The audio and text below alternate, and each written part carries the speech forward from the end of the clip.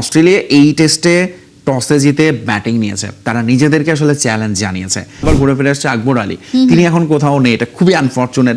Under 19 এর বিশ্বকাপ জয়ী captain, তিনি এখন আর দলে আমরা কোথাও তাকে দেখছি না, but we want to see him because হচ্ছে যে তাকে মনে করা হচ্ছিল ফিউচার ক্যাপ্টেন, ঠান্ডা মাথার ক্রিকেটার, ফিনিশার, কিপার।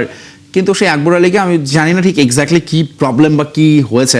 সো বাংলাদেশের এই দলটার দিকে তাকালে হ্যাঁ, মুশফিক এবং এখন আমরা জানি যে তারা গিয়ে যোগ দেবেন এই টিমের সঙ্গে খেলতে, সাউথ আফ্রিকায় যাবে তারা। সো ফলে তারাও আসলে কিন্তু ডিফারেন্ট কন্ডিশনে খেলছে এবং এই ক্রিকেটাররা সাউথ আফ্রিকা এখন ট্যুরটা আমি বলবো যে বিসিবির এটা আরেকটা দারুণ ব্যাপার, বিকজ আমরা জানি যে নেক্সট ওয়ার্ল্ড কাপ সেখানে। তার আগে ওই কন্ডিশনটার সঙ্গে একটু পরিচিত হয়ে আসা ক্রিকেটারদের যারা পাইপলাইনে আছেন, এটা আসলেই আমাদের ওই যে দূরদর্শী একটা চিন্তার প্রকাশ।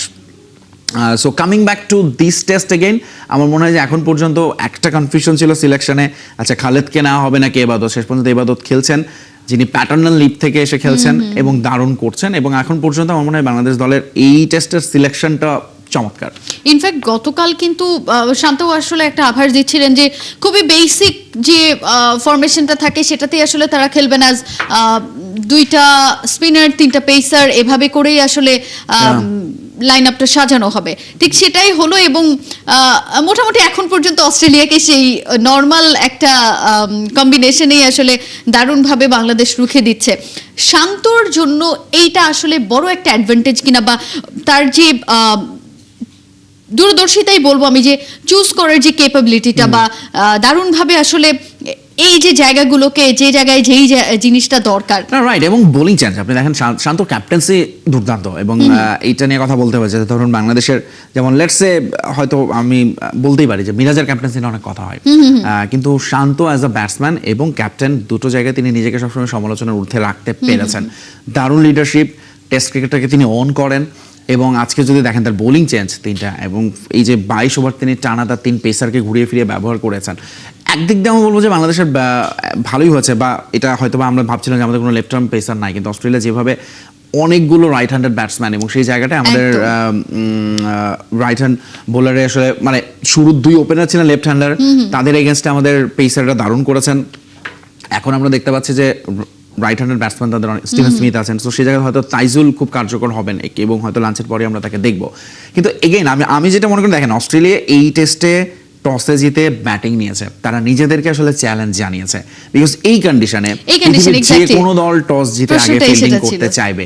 এবং অস্ট্রেলিয়া যদি ফিল্ডিং করতো, বাংলাদেশ যদি ব্যাট করতো, আজকে হয়তো আমরা এইভাবে কথা বলতে পারতাম না, আমরা নিজেরা অনেক ডাউন হয়ে কথা বলতে হতো বিকজ অফ অস্ট্রেলিয়ার দ্য পেস অ্যাটাক এবং বাংলাদেশের ব্যাটিং এর আমি বলবো যে অধারাবাহিকতাই।